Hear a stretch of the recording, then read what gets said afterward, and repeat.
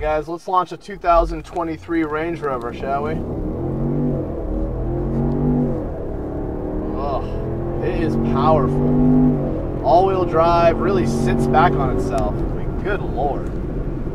That is a 4.4 liter twin turbo V8 sourced by BMW, Z8 8-speed transmission, amazing brakes, shed speed so effortlessly. You know, we're back down to the speed limits here. I mean, unbelievable. The driving experience of this thing is truly dialed in. I'm really glad they actually went with BMW performance and power plants.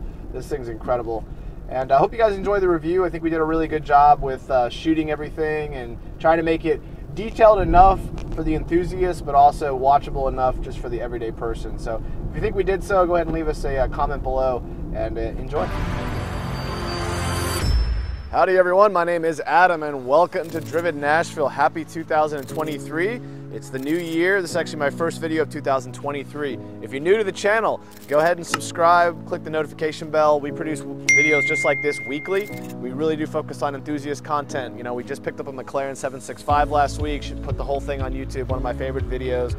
Lots of different playlists. Appreciate you having them. So, this is a 2023 Range Rover.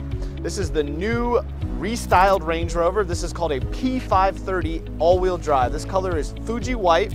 I want to point out just a couple of things. Number one, the build quality of this thing is absolutely stunning, guys. There is no panel gap issues that I could see. Really impressive considering this is the new model. Now, my videographer, Brian, and I hope you guys enjoyed the front montage, his first thing that he said when he saw this is electric, right? And I said, no, it's not. Why do you say that? He says, because it has a very modern electric look. And that's because the coefficient of drag on this car is only 0.3, which is right up there with the Tesla Model X. You know, if you go ahead and close the doors here, like let me show you this real quick. These actually recline into the vehicle. It's pretty neat. So it has this really good coefficient of drag and it has this really modern shape. Now, this is not the hybrid version. This is actually a BMW sourced 4.4 liter twin turbo. They call this the P530 version because it has 523 horsepower and right around 540-ish foot-pounds of torque. That's a lot, guys, I'm telling you. This is a really heavy vehicle, sure, but it goes to 60 in 4.3 seconds, so very impressive. Also interesting that they went with a BMW. My wife had a 750 Li. It had that exact 4.4 liter, well not the exact, but the same engine, right? The S63s of the world. And it was so good. And we put probably almost 45,000 miles on that car. Didn't have a single issue. Now, this is still, I'm told, and I looked at it, Consumer Reports, right? This is still a vehicle that is supposed to have quality control issues and it's considered the least reliable vehicle on the list. Now, it's funny because I've spoken to Vaden, the owner, and he has said that this hasn't given him a single problem, nor have any of his other ones. So I don't know. It's like, do people just keep them outside and expose them to like cold temperatures or something? I'm not really sure. All I know is everyone that I've reviewed, and I just did the SVO last time and that one got quite a few hits, it's been fine. It worked fine the whole time, didn't cause us any issues. So I don't know. You guys chime in below with the problems you've had on your Range Rover because I think that helps the community. Now, I'm going to put the window sticker up so you can see all the different packages. I mean, this has a 13-inch touchscreen, and there's a lot of different packages you can get on this vehicle that this one doesn't have. Like you can get leather roof, etc. That's really nice. Let me go ahead and open up this real quick. So this does have an amazing panoramic moonroof. Look at that. I think that's very cool. And this is not the autobiography edition, right? So it does not have the 7 seats. With the autobiography edition, which those are literally $250,000, that has the 3rd row, but this does have an amazing power lift gate, and then this is really cool too. You can go ahead and do that, and then this becomes something that you could sit on for a tailgate. Plenty of space back here. The seats electronically fold down, which is really cool, in addition to going ahead and just doing it back here. And you can you know, adjust these back and forward a little bit, which is also cool. So plenty of functionality when you fold these seats down, lots of cubic feet of storage in this thing.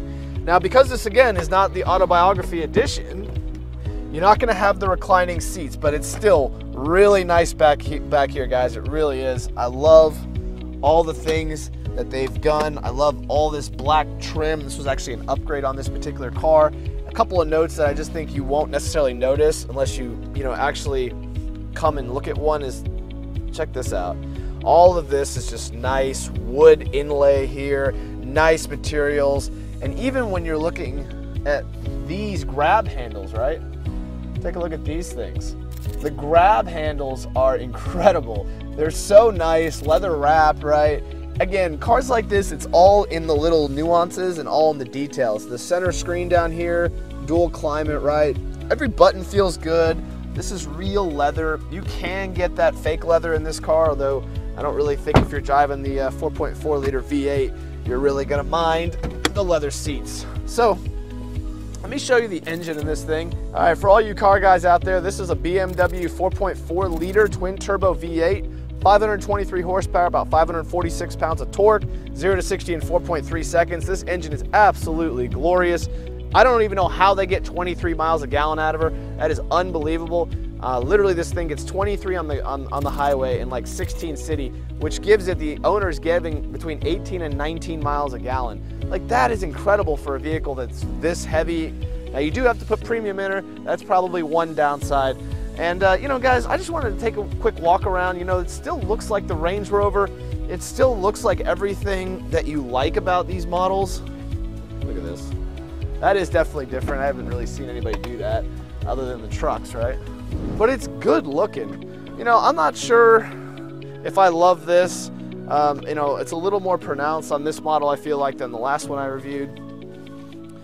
I do love the way this looks, though. This is one of the best looking angles on this car. It always has been. But I gotta say, I like the front. I think the front looks really modern and attractive. You can see all the cameras. This does have 360 cameras on it. So hopefully this review's helped you a little bit as far as the exterior goes and a little bit on the interior.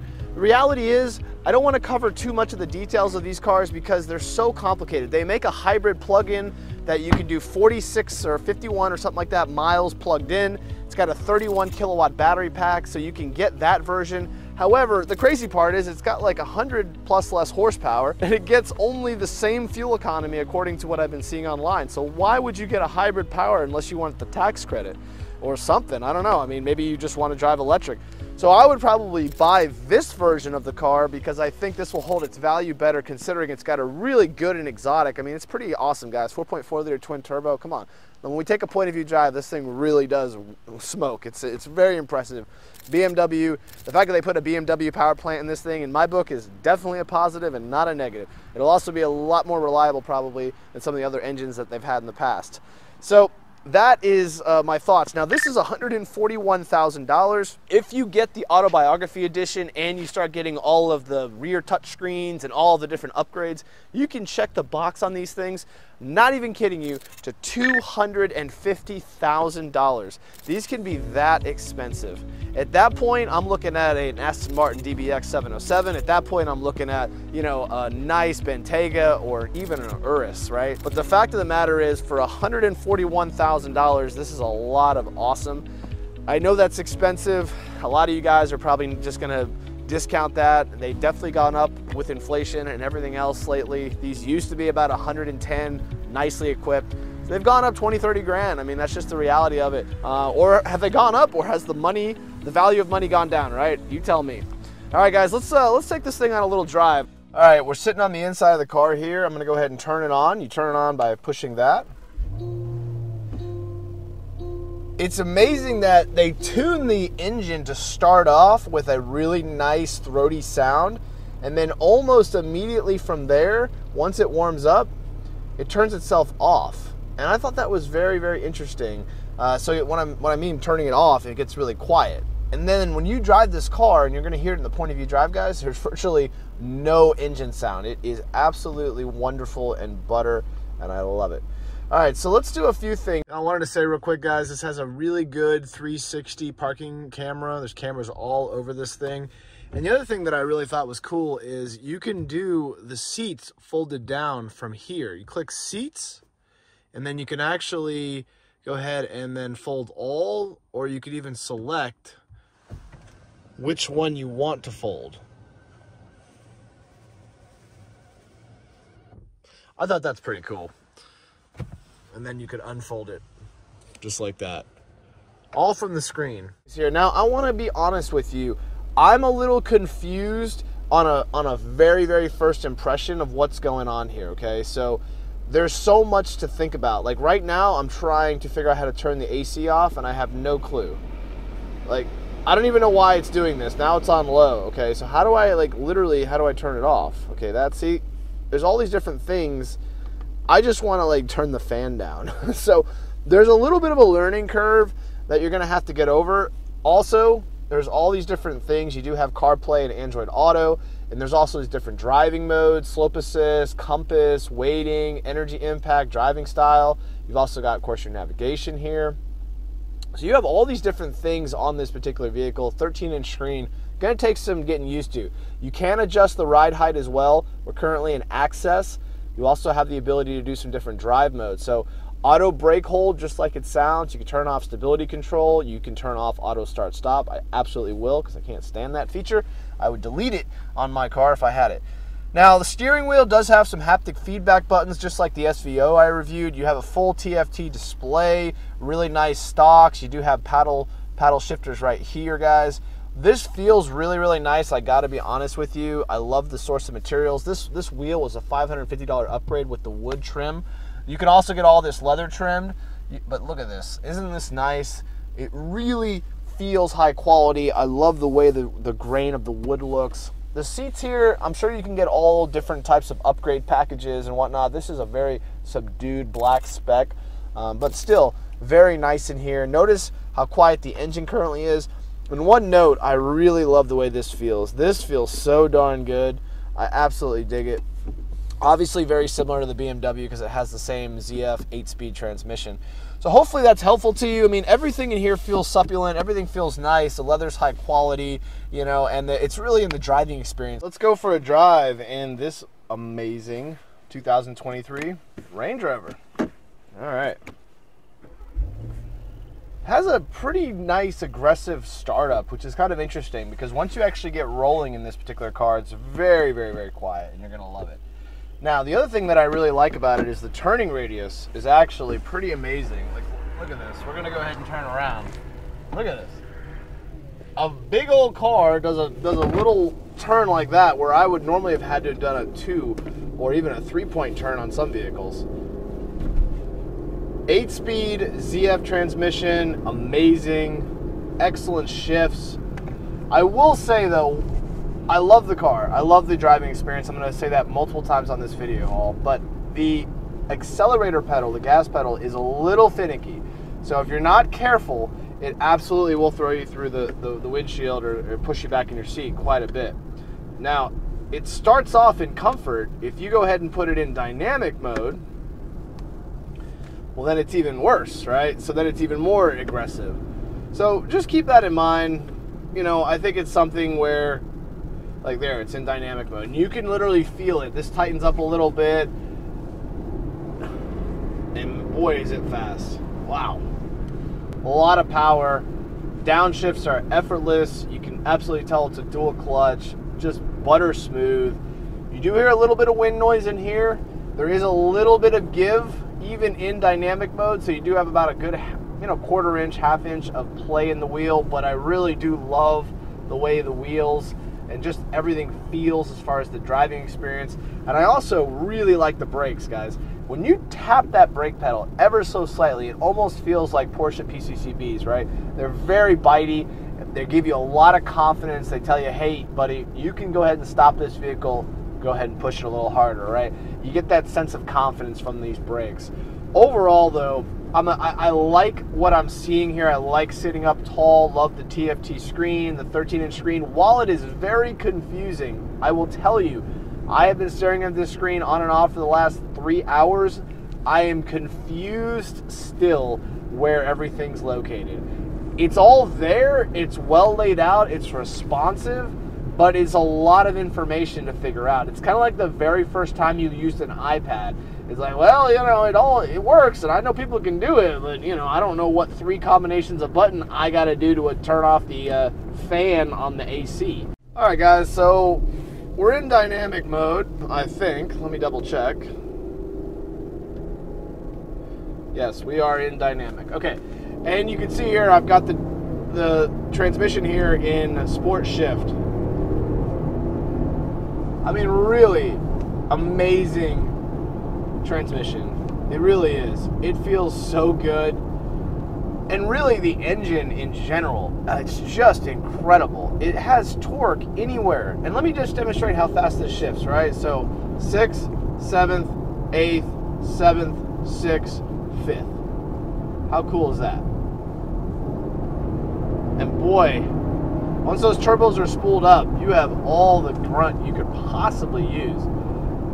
Amazing engine, really amazing vehicle from that point of view. That's maybe a zonk on this car. It's not as intuitive as some of the other manufacturers, but again, you take this vehicle home, you live with it for a bit, you're not gonna have any problems figuring it out over the course of the first week. And overall though, I love the steering wheel. I love all the haptic feedback buttons. You know, your heated steering wheel's right there, 3 different adjustments for it. You know, you got all your Distronic cruise. I'm gonna go ahead and show you guys that here in a second on the highway. You know, all the buttons here are very well laid out. You have your touch paddles here, which feel really nice.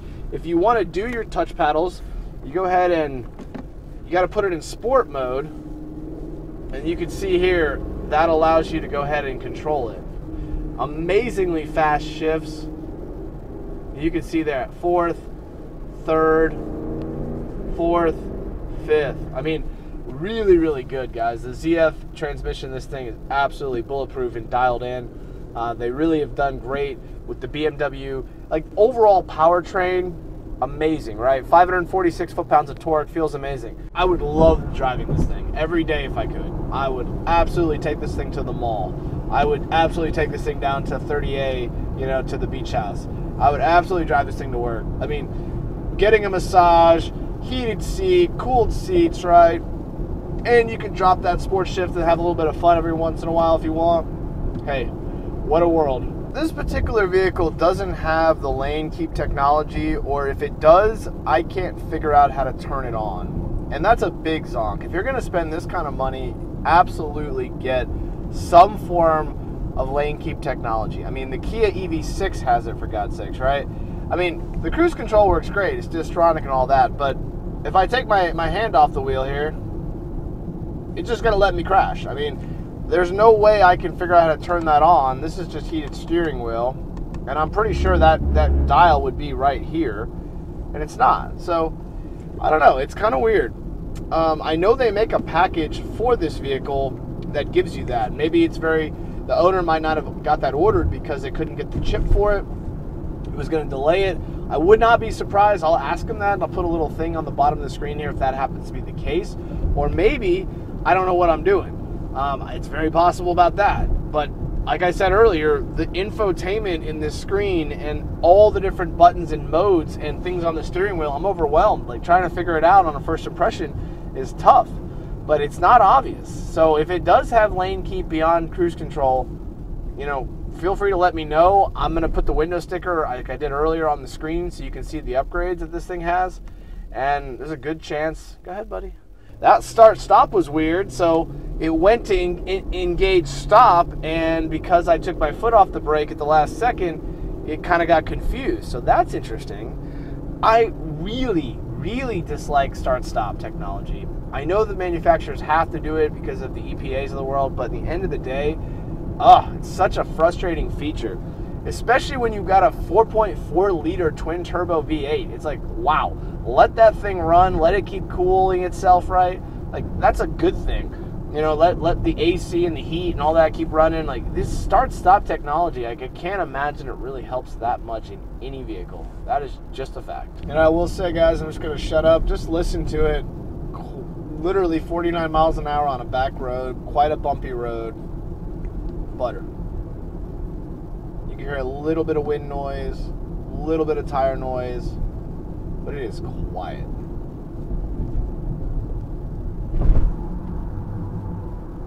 Suspension just lofts over all the bumps, even in dynamic mode. Like, that's the crazy part. Let me put it back in comfort. In comfort mode, it's like you think it would be. Same as a Rolls-Royce, you know, Cullinan. It's like very butter. Just effortless to drive. I've got it in Distronic Cruise right now. It's a great daily driver. Definitely not going to get my enthusiast, you know, gears turning at all. Still going to want to take a McLaren out. Still going to want to take a 911 out, right? Still going to want to, you know, enjoy something else more exotic on the weekends. But as far as taking this to work and taking the family to the, you know, the movie theater, you know, going on some Costco runs, like living my life, frankly, I really wish this thing was in my driveway. Yeah, guys, on the highway, you know, this thing is pretty much just like you think it'd be. You get a little bit of wind resistance, you hear a little bit of wind, as you can hear. I'm gonna go ahead and shut up, but it's pretty awesome.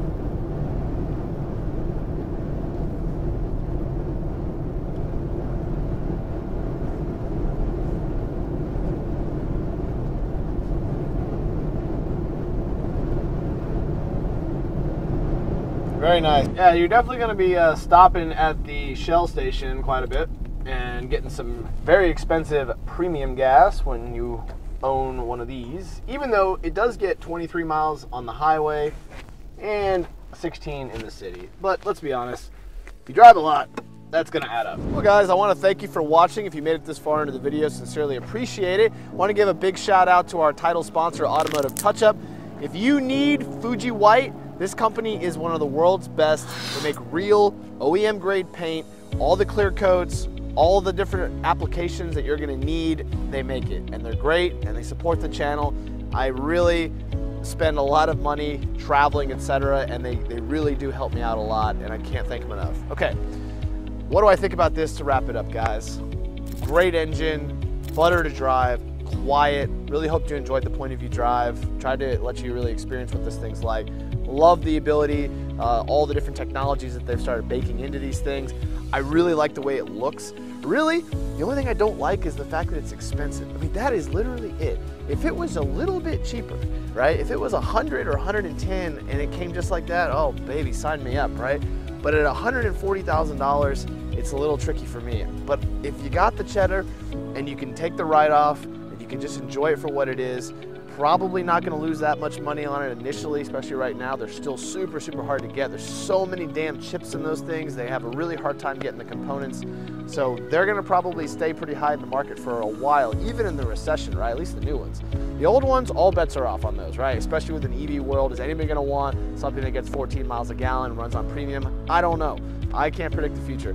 All I know is I'm probably going to go the Tesla route. So that's it, guys, for me. Really thank you for watching. Hope you learned something.